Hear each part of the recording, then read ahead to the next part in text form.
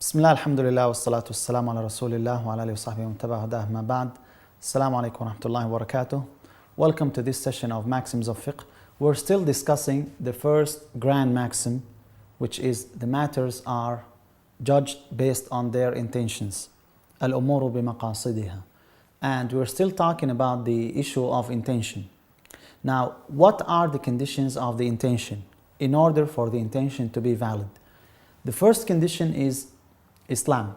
The second condition is the knowledge of what is intended. The third condition is the ability to recognition. That is the third condition. The fourth condition is the conformity and the harmony between the intention and the action. These are four conditions scholars mention for the intention. The first one is Islam. And when we say Islam is a condition for the intention, what about non-Muslims? If they said something, is it accepted from them or no? What about their intentions when they take the oath? According to Imam Shafi'i and Imam Ahmad, their oaths are accepted, and for them the intention here and this example is an exception from the grand maxim.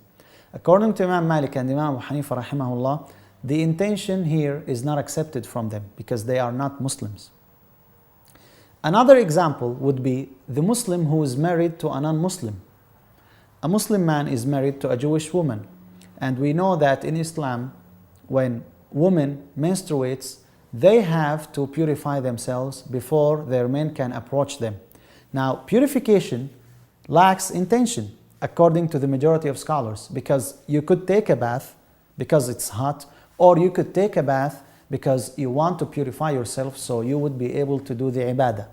Now, if we say Islam is a condition for the intention, and this woman is not Muslim, so does she have to make the intention? According to Imam Abu Hanifa rahimahullah and Imam Malik, no, she doesn't have to make the intention. According to Imam Shafi'i and Imam Ahmad rahimahullah, she has to make the intention. So what do we say here? Again, they said that this is an exception. But the Imam Abu Hanifa and Imam Malik rahimahullah, they said this is the same and goes under the maxim itself. The second condition, which is the discretion or the ability to recognize. When a boy commits an act, is it accepted from him or no? We know from the religion that boys, they are not liable. They are still underage. But if they committed acts, if they did acts to please Allah subhanahu wa ta'ala, it is accepted from them as long as their intentions are to please Allah subhanahu wa ta'ala. When a woman lifted her young boy, and asked the Prophet sallallahu alaihi wasallam, is there hajj for this man, for this boy? And the Prophet sallallahu alaihi wasallam said yes, and you will be rewarded. That means that there is a reward for the actions. But scholars here differed whether this is an exception or this boy, he doesn't need an intention. For him, the action itself is rewarded regardless of the intention. Now, the next issue is the knowledge of what is intended. You intended to do something, and what you intended is different than what you said. Which one counts? Your intention or your action? Depending. Here, scholars, they give examples. Someone had a slip of the tongue and pronounced a word, like the divorce, for instance. Does his wife become divorced or no? The majority of scholars said yes, because this is an act that is based on only the saying, not on the intention. Other scholars said no, it has to be combined, the intention and the action or the saying. Another example, if someone took an oath not to do something and then he did it, his intention was not to do that thing. Like someone intended not to eat a loaf and he took the oath, by Allah, I will not eat a loaf of bread. Does that apply to all types of breads or only the loaves?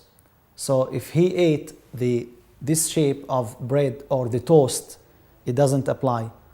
What about the intention here? All these are issues scholars talked about. Then finally, if he contradicted between his intention and his action, which one do we take in place? The action or the intention? And again, it depends. If the deed is based on the action and it is connected strongly, then what matters is the intention. If the action is accepted separately, then we don't look at the intention. For instance, if someone killed another person and he said, I did not intend to kill him, but we look at him, we see that he has a sword, and usually swords kill. So we tell him, your intention here is not effective. What matters is the action. On the other hand, if someone did something and that was not his intention, and it is clear from the evidences that his intention was different, we tell him, the action here does not count, you are exempt, and your intention is what counts. Now, another issue here we have is saying, Insha'Allah. Are you going? Yes, Insha'Allah. Are you praying? Yes, Insha'Allah. What is the ruling on Insha'Allah? We said that the intention is the resolution, the determination of the heart. So if you say Insha'Allah, how that goes with the intention? Depending on the act.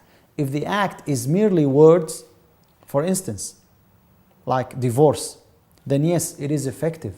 But if it is related to actions only, then it doesn't matter. Insha'Allah is not effective. Another issue we have in regards to the intention is the sincerity. You intend to do something. Did you have another intention? Someone wants to donate in charity. How we determine that this is accepted from him or no? We have this example a lot. People who are donating, but at the same time they are taking a receipt for tax deduction purposes. Is that permissible? Would that affect their deed? Depending. Now, the intention, as long as it is the main thing to please Allah subhanahu wa ta'ala, then if there is something involved, as long as it does not affect the main thing, it is permissible. How we know? Many people ask this question. I want a receipt for tax deduction, but I want to give in charity also. Am I sincere? We ask him, if they did not give you a receipt, would you still give a donation or no? If you said no, that means your main intention is not to donate. Your main intention is to get the receipt. So here we tell you no, don't do it. You have to make your intention sincere. How? By donating anyways. If you got the receipt, then that is fine. Even the companions of the Prophet ﷺ, they had another intention. وَتَوَدُّونَ أَنَّ غَيْرَ ذَاتِ الشَّوْكَةِ تَكُونُ لَكُمْ. And you wish that the other one is what you got, meaning the caravan. They did not want to face Quraysh in the battle of Badr, in Ghazwat Badr. But they faced them, and Allah mentioned that they wished that they could get the caravan and go back to Medina. They are the companions of the Prophet ﷺ. Did this invalidate their intention of jihad? No, it did not, because that was minimal. The main thing is to fight in the cause of Allah. If they could get this in the way as a bonus, that is fine. Sometimes it's mentioned exclusively that you could have more than one intention, like going for Hajj. لَيْسَ عَلَيْكُمْ جُنَاحٌ أَن تَبْتَغُوا فَضْلًا مِّن رَبِّكُمْ. Allah Azza wa Jal mentioned that there is no sin on you to seek of the bounty of Allah subhanahu wa ta'ala. So you're going for Hajj, and at the same time you are going to sell some merchandise you have. If you could not sell your merchandise, aren't you going for Hajj? If you are not going, then yeah, here the intention is effective. But if you're going anyways for Hajj and you wanted to sell something, that is permissible, that is fine. So sometimes the intention is not effective. Sometimes it is effective. You have to have only one intention only. When you are praying, you cannot have any other intention other than pleasing Allah subhanahu wa ta'ala. We earlier mentioned that pronouncing the intention was not known at the time of the Prophet sallallahu alaihi wasallam. So it's not recommended to mention the intention. However, some scholars, like in the Shafi'i school of thought, they said that if the one is suffering from whispering and many thoughts and he is not determined, for him it is recommended to pronounce the intention. So he would be reminded what he is saying. But in general, the pronouncing of the intention was not known at the time of the Prophet ﷺ. So the place and the lieu of the intention is in the heart. Now, when do you pronounce the intention? When you want to do the act, you either pronounce it before the act itself, or you pronounce it while you are doing the act. So it's either before or accompanying the act. For instance, when you want to pray, before you pray, you know that you are praying Dhuhr prayer and you intended that. Some scholars say it's accompanying the takbir of ihram, the involuntary, this takbir when you are starting the prayer, that's when the intention is in the heart. Sometimes in some types of ibadah, like in fasting, the intention has to be preceding the act. It has to be before, from the night. The Prophet ﷺ said, "La siyama liman lam yubayyit as-siyama min al-layl." There is no fasting for the one who did not intend from the night that he is going to fast. So depending, either it has to be before or it is accompanying the act. After you do the act, you cannot now make the intention. Again, you perform ghusl, you swam, and you went to the swimming, and then you remembered, oh, I had janaba, now I am pure because I did swim. No, that's not accepted, because you had to have the intention earlier, before the act. These are the issues of the intention. We will begin, inshallah, with the major maxim that goes under this grand maxim from the next session. We'll stop here. Assalamu alaikum wa rahmatullahi wa barakatuh.